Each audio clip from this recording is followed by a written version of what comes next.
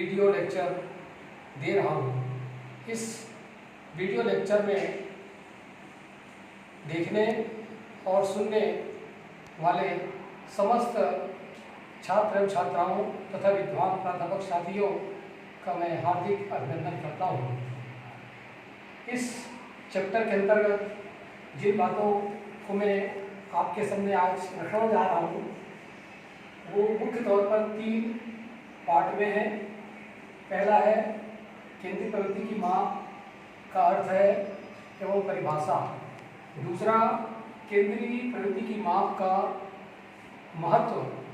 तीसरा केंद्रीय प्रवृत्ति के विभिन्न कौन कौन से माप हैं। तो मैं सर्वप्रथम केंद्रीय प्रवृत्ति की माप का क्या अर्थ है को बता रहा हूँ। संख्यात्मक तथ्यों के समूह में से किसी विशेष मूल्य के आसपास केंद्रित होने की प्रवृत्ति को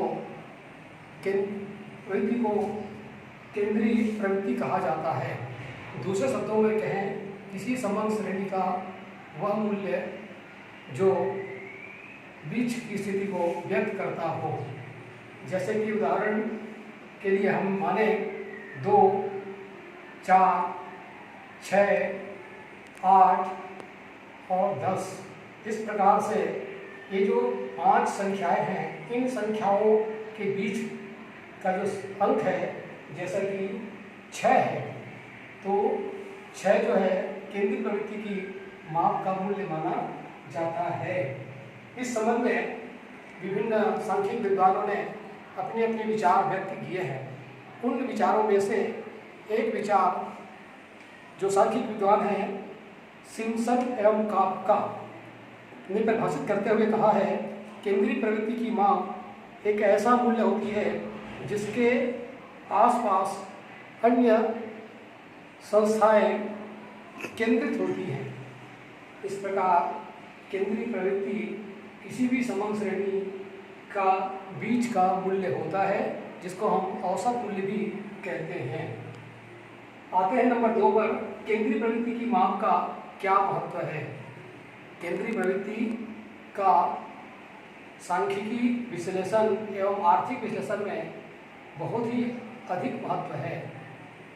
इसकी महत्ता के संदर्भ में देखें तो हम प्रमुख तौर पर जो जटिल संख्यात्मक तथ्य होते हैं, उन तथ्यों को संक्षिप्त और सरल बनाने तथा स्पष्ट रूप से व्यक्त करने में सहायता होती है। इसी प्रकार सरकार के द्वारा समय समय पर विभिन्न नीतियाँ जैसे कृषि मूल्य नीति, खाद्य नीति, मौद्रिक नीति, राजकोषीय नीति बनाई जाती है। इन सभी नीतियों के निर्धारण में भी ये जो केंद्रीय प्रवृत्ति की माप है सहायक होते हैं।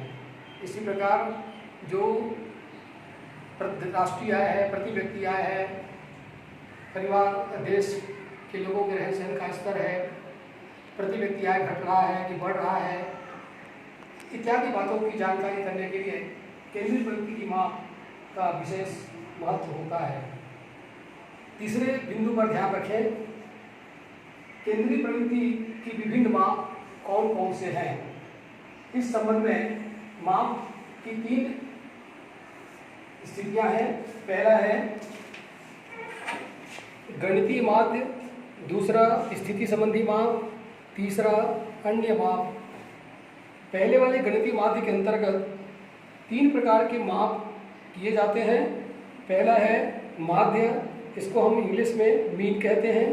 दूसरा है गुणोत्तर माप, जिसको हम जियोमेट्रिक मीन कहते हैं। तीसरा है हरात्मक माप, जिसको हम हार्मोनिक मीन कहते हैं। दूसरे प्रकार के माप है स्थिति संबंधी माप। स्थिति संबंधी माप में 2 प्रकार के माप किए जाते हैं। पहला है मध्यका, जिसको हम माध्यिका भी बोलते हैं और अंग्रेजी में इसको मीडियन कहा जाता है। दूसरा है बहुलक, जिसको हम अंग्रेजी में मोड कहते हैं। तीसरा है अन्य माप, जिसके अंतर्गत चल माध्य, गणितीय माध्य, परिणामी माध्य एवं अन्य प्रकार के माध्य होते हैं। इस प्रकार केंद्रीय प्रवृत्ति की माप जो सिलेबस में जो दिए गए हैं स्नातक स्तर पर दिए पाठ 3 की कक्षाओं में जिसमें सिलेबस में हमारे को गणितीय माप एवं स्थिति संबंधी माप का ही अध्ययन करना है। इन दो प्रकार के मापों के संबंध में विश्वविद्यालय परीक्षाओं में जब भी प्रश्न पूछे जाते हैं, वो प्रश्न चाहे वो गणितीय माप के संदर्भ में हो, चाहे स्थिति संबंधी माप के संदर्भ में हो, पूछे जाने वाले प्रश्न 3 प्रकार की श्रेणियों में होते हैं। पहला होता है व्यक्तिगत श्रेणी, दूसरा खंडित श्रेणी, तीसरा सतत श्रेणी। व्यक्तिगत श्रेणी को हम अंग्रेजी में इंडिविजुअल सीरीज कहते हैं और खंडित श्रेणी को डिस्क्रीट सीरीज कहते हैं तथा सतत श्रेणी को कंटिन्यूअस सीरीज कहा जाता है। विद्यार्थियों के लिए परीक्षा पक्ष में जब प्रश्न बांटा जाता है तो प्रश्न को हल करने के पहले विद्यार्थी को चाहिए कि पूछे जाने वाले सवाल कौन से हैं, किस श्रेणी के हैं, उसकी पहचान करना चाहिए। पहचान करने के पश्चात उस श्रेणी के अंतर्गत दिए जाने वाले सूत्रों की सहायता से प्रश्न को हल किए जाने चाहिए। आते हैं इन तीनों श्रेणियों की पहचान हम कैसे करेंगे। ये हमारा सर्वप्रथम काम होना चाहिए। व्यक्तिगत श्रेणी की क्या पहचान है? पहचान ये है कि इसमें पद मूल्य अलग अलग दिए जाते हैं और कुल की संख्या एक जगह पर दी जाती है। जैसे कि इस बोर्ड में मैंने अंकित किया हुआ है, एक परिवार के 5 सदस्यों की मासिक आय तालिकानुसार क्रमशः 100, 200, 300, 400 और 500 है। अर्थात व्यक्तिगत श्रेणी में केवल पद मूल्य दिए जाते हैं और उसकी आकृति की कुल संख्या दी गई होती है। दूसरे वाली श्रेणी है जो खंडित श्रेणी है, इसकी क्या पहचान है? इसकी पहचान ये है कि पद मूल्य स्पष्ट तौर पर दिए गए होते हैं तथा उसके समूह उसकी आवृत्तियाँ भी दी गई होती है। जैसा कि यहाँ पर पद मूल्य 6, 7, 8, 9 और 10 है। उनके समूह दर्शित आवृत्ति 5, 8, 9, 12 और 6। इसका मतलब ये है कि ऐसे प्रश्न जिसमें पद मूल्य एक तरफ दिए गए हो तथा उसकी दाहिनी ओर उसकी आवृत्ति स्पष्ट तौर पर दी गई हो, प्रत्येक पद मूल्य और उसकी आवृत्ति स्पष्ट हो, ये समझ लेना है कि वह सवाल खंडित श्रेणी अर्थात डिस्क्रीट श्रेणी का प्रश्न है। इसके पश्चात हमें तीसरी श्रेणी की पहचान देखना है।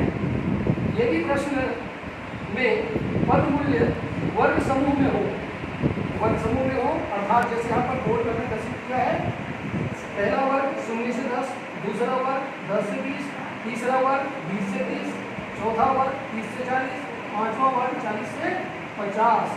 इस प्रकार विद्यार्थियों को दिए जाने वाले प्राप्तांक, मिलने वाले प्राप्तांक 0 से 10 अंक प्राप्त करने वाले विद्यार्थी हैं 20, 10, 10 से 20 अंक प्राप्त करने वाले 12, 20 से 30 अंक प्राप्त करने वाले 20, 30 से 40 अंक प्राप्त करने वाले 18 और 40 से 50 अंक प्राप्त करने वाले 10 विद्यार्थी हैं। इसका मतलब यह है कि दिए जाने वाले प्रश्न, पूछे जाने वाले प्रश्न यदि पद मूल्य वर्ग समूहों में हो और उसके समूह उसकी आवृत्ति दी गई हो, यदि मान लीजिए जैसे पहला वाला यहाँ पर 0 से 10 है, ये स्पष्ट है, उसके सामने अंकित जो फ्रीक्वेंसी है, आवृत्ति है, विद्यार्थियों की संख्या है वो 10 है। इस प्रकार इस प्रश्न में जो वर्ग समूह दिए गए हैं प्रत्येक वर्ग स्पष्ट है और उसके सामने अंकित जो आवृत्ति है वह भी स्पष्ट है।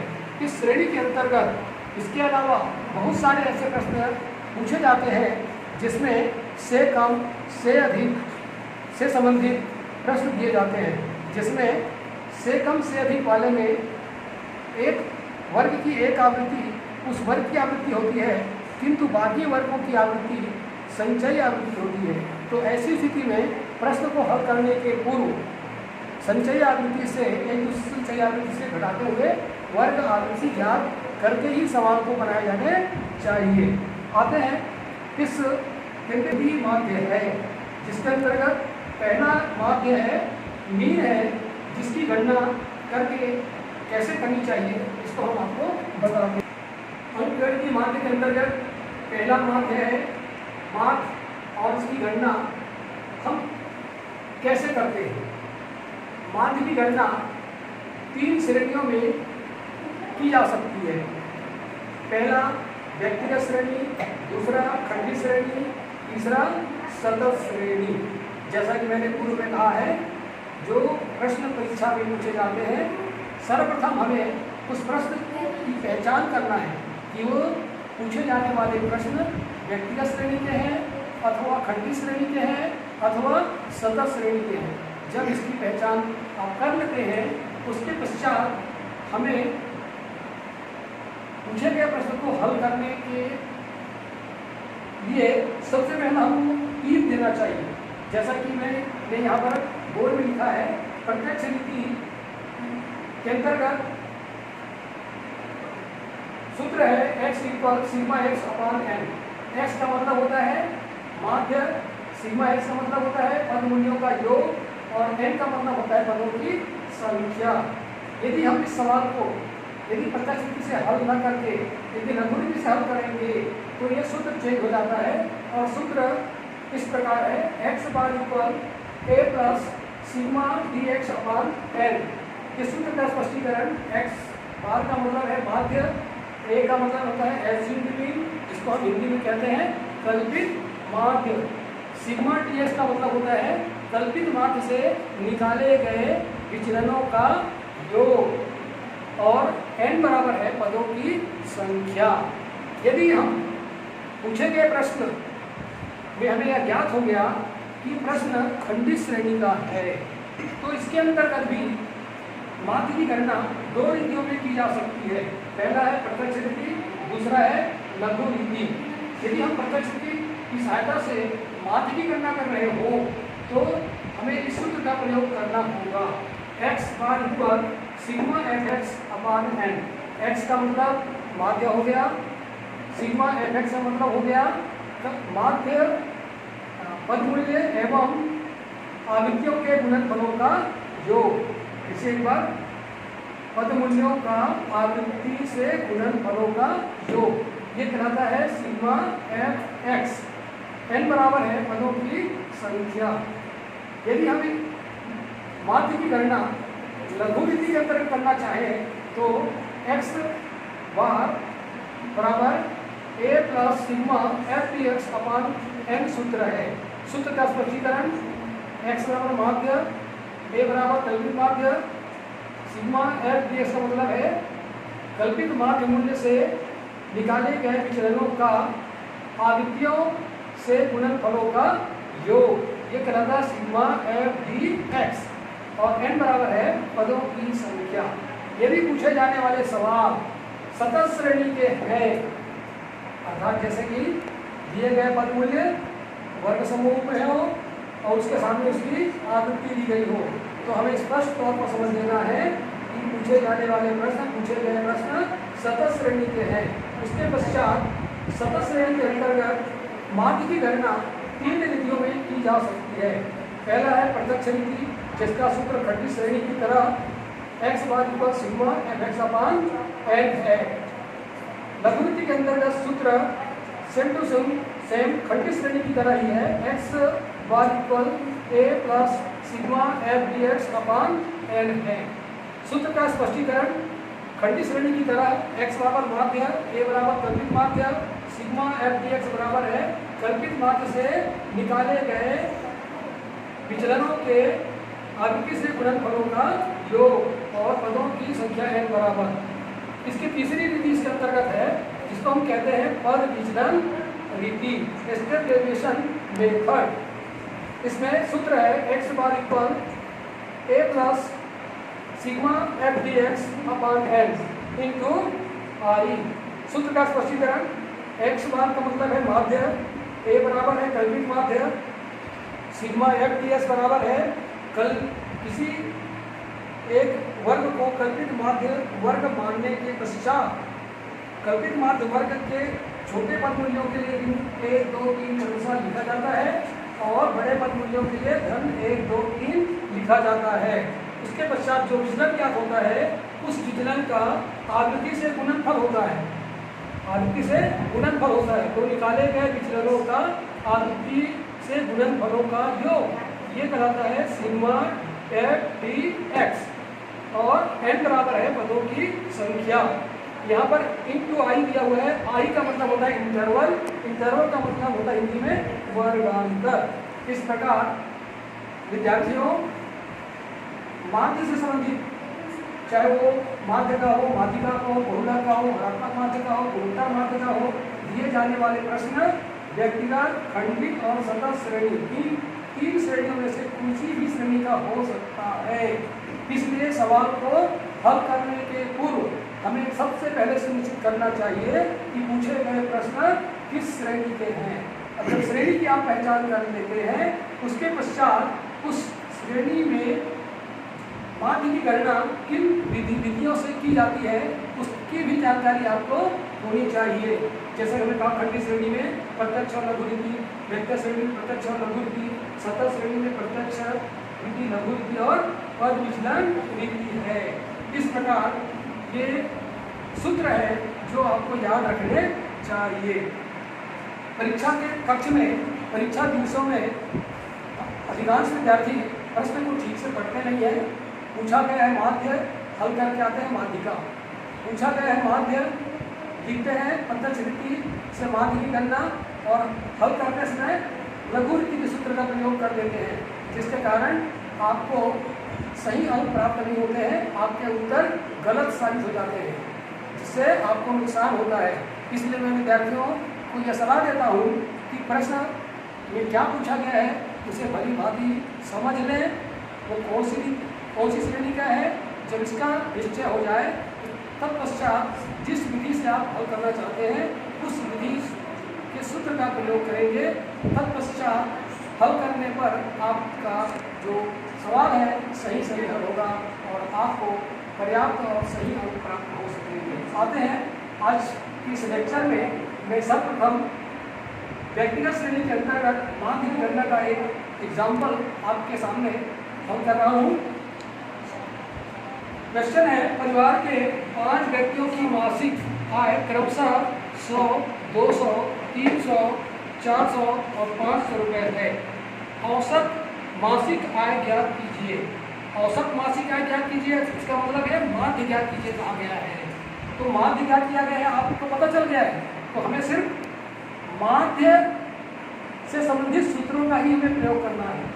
अब इस प्रश्न के हिसाब से सबसे हमारा पहला कर्तव्य होना चाहिए कि ये पूछे गए प्रश्न इन 3 श्रेणियों में से कौन सी श्रेणी का है।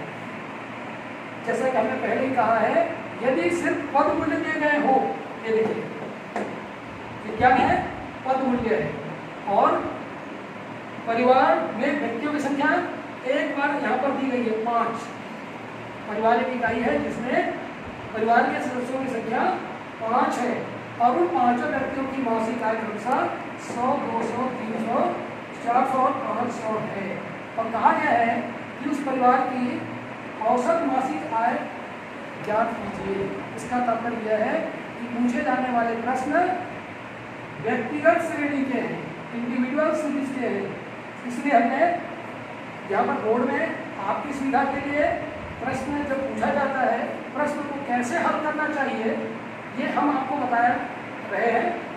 आंसर में सबसे पहले टिक कीजिए, प्रश्न को पढ़ लिया, समझ लिया, तत्पश्चात आप देखेंगे टिक नंबर 1 में दिए या पूछे गए प्रश्न व्यक्तिगत श्रेणी के हैं।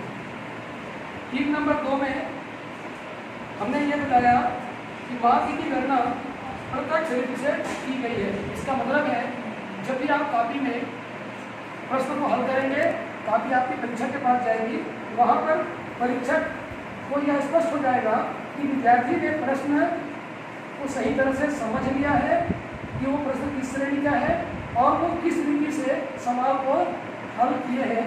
इसका उन्होंने टिक नंबर 1 और 2 में उल्लेख कर दिए हैं। तो जब हमने पहले ही बता दिया है कि प्रत्यक्ष रीति से हम माध्य की गणना कर रहे हैं, तो ध्यान तुरंत हमारा जाना चाहिए। प्रत्यक्ष रीति के अंतर्गत माध्य की गणना 2 रीतियों में की जाती है, 2 सूत्रों की सहायता से की जाती है। पहला प्रत्यक्ष रीति के अंतर्गत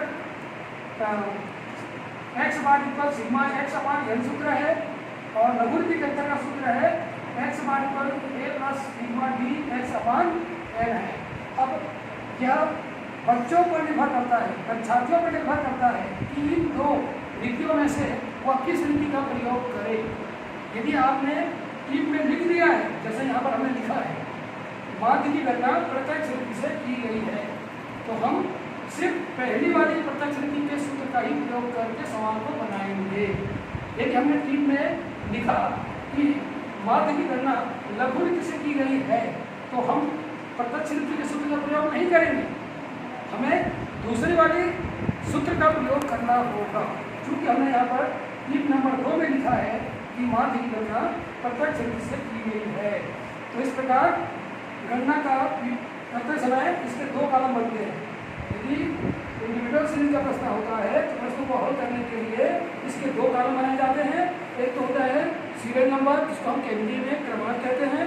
दूसरा है पद मूल्य, जिसको हम x द्वारा संकेताक्षर में दर्ज करते हैं। सीरियल नंबर में जितने परिवार के सदस्य हैं उनकी संख्या, चूंकि यहाँ पर 5 दी गई है, इसलिए क्रमानुसार 1 2 3 4 5 लिखेंगे। और उसके सामने जो पद मूल्य है, पहले व्यक्ति का 100 रुपया मासिक आय लिख दिया, दूसरे का 200, तीसरे का 300, चौथे का 400, पाँचवें का 500 लिख दिया गया। इस प्रकार आपको 2 पद मूल्यों को क्रमानुसार व्यक्तियों की है ना संख्या सीरियल नंबर दी गई है, उस संख्या के समूह लिख देने हैं। लिखने के पश्चात अब आप जो दिए गए पद मूल्य हैं, सूत्र क्या कह रहा है? प्रत्यक्ष रीति का सूत्र है x bar equal sigma x upon n है। तो सूत्र के हिसाब से हमने पहले ही कहा है कि x बार का मतलब होता है माध्य, सिग्मा x का मतलब होता है पद मूल्यों का योग और n बराबर होता है पदों की संख्या। तो सूत्र को लिखने के पश्चात परीक्षार्थी का यह दायित्व है बनता है कि वो सूत्र का स्पष्टीकरण उस उत्तर के दाहिनी ओर जरूर दर्शाए, जैसा कि यहाँ पर हमने दर्ज किया है।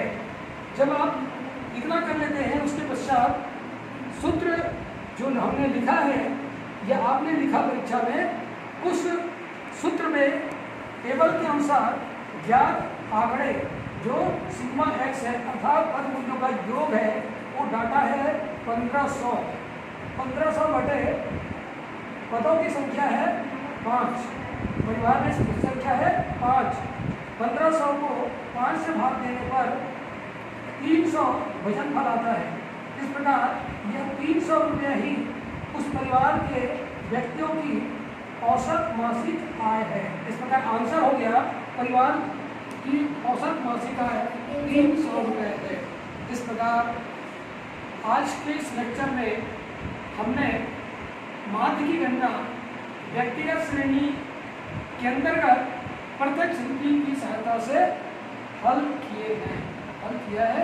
इस सवाल को दूसरी रीति से भी हल किया जा सकता है। यदि हम इस रीति से हल करेंगे तो भी हमारा उत्तर 300 ही आएगा, इसमें किसी प्रकार की चेंजेस नहीं होंगे। तो इस प्रकार आज के इस लेक्चर में इतना बता रहा हूँ और आप सभी को वीडियो लेक्चर को देखने और सुनने के लिए आप सभी विद्वान अध्यापक साथियों एवं छात्र एवं छात्राओं को धन्यवाद देता हूँ। आज का मेरा परिचय शुरू में मैंने किया।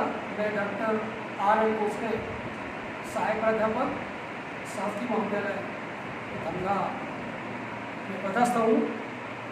मैं वीडियो लेक्चर की सहायता से मेरे BA पार्ट 3 के समस्त छात्र एवं छात्राओं को प्रश्न को हल करते समय आने वाली विभिन्न कठिनाइयों को हल करने के संबंध में आवश्यक सुझाव एवं मार्गदर्शन मैं आपके इस वीडियो लेक्चर की सहायता से प्रस्तुत करने का निर्णय लिया है। आप सभी को पुनः मेरी ओर से हार्दिक धन्यवाद।